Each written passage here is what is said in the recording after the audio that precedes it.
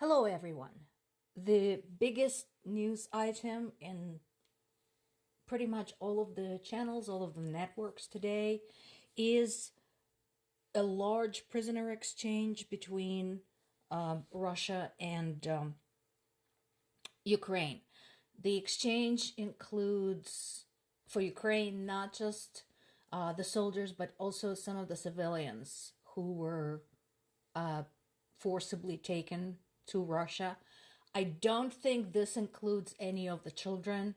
I need to look for additional material and find what's going on with that.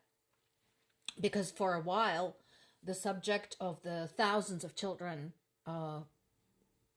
moved from Ukraine to Russia, kidnapped essentially, was kind of front and center, but not anymore. So I need to check and see what's going on with that.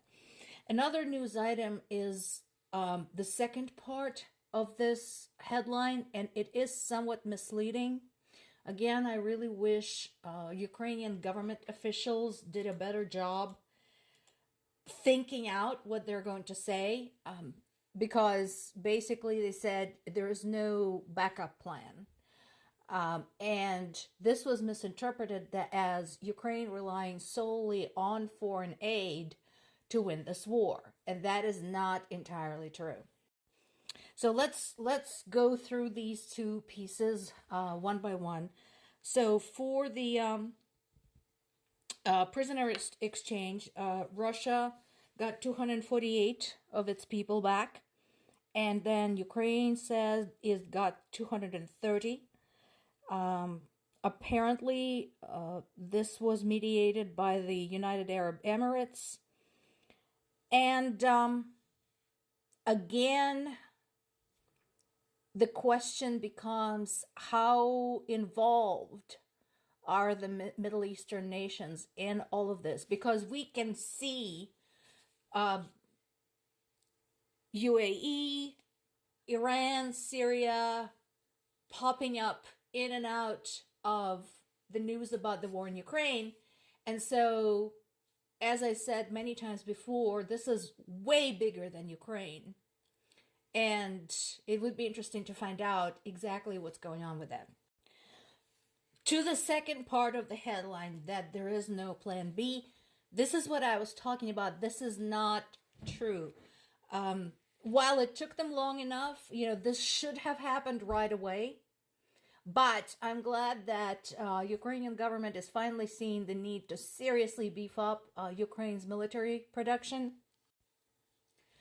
And this, again, goes back to my criticism of Ukraine's President Zelensky, because in this particular question, he showed himself to be very, very short-sighted.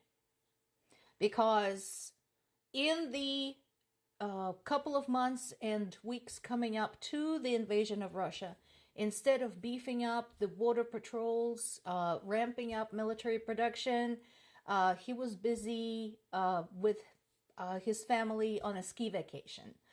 And also he ordered the demining of the Ukrainian waters in the Black Sea. So all of that made the invasion easier for Ukraine. So a lot of this could have been done farther in advance. And I mean, considering we're dealing with Russia here, we're dealing with Putin, there's absolutely no doubt that he was going to invade. So I don't know why Zelensky was surprised or the rest of the world was surprised. This was going to happen, especially when we saw the accumulation of Russian troops and equipment along the border. That said, better late than never. And again, I'll be interesting to hear more about the development of the plan between Ukraine and its allies to offer Ukrainian manufacturing facilities as a kind of weapons development lab. As many people have remarked, Ukraine had all but vanished from the news channels. It has been harder and harder for me to find the news, so much so that I've actually started learning Polish about a month ago in order to be able to leverage Polish sources when it comes to the news about Ukraine, considering Poland is very much involved in every possible way. So working on that. But today I decided to go straight for the source. This is from Kiev Independent, talking about this most recent wave of attacks against Ukraine. This particular piece talks about a man whose apartment was struck.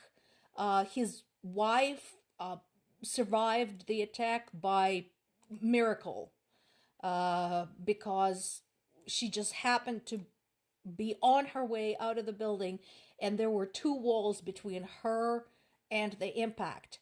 And so, fortunately, she is alive, but they've lost everything. They're now homeless. They have nothing but the pajamas on their backs since the attack took place in the middle of the night. Another place that got hit was a rehab center for the wounded soldiers in Kiev. And some might argue, well, since it's a military rehab center, surely it can be considered a legitimate military target. Except, please keep in mind that Ukraine is not just treating its own soldiers.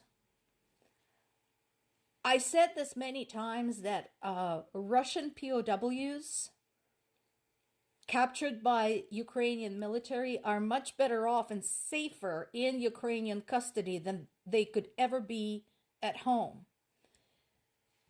The rehab centers, hospitals all around Ukraine are not just treating Ukrainian soldiers, they're also treating the wounded Russian POWs.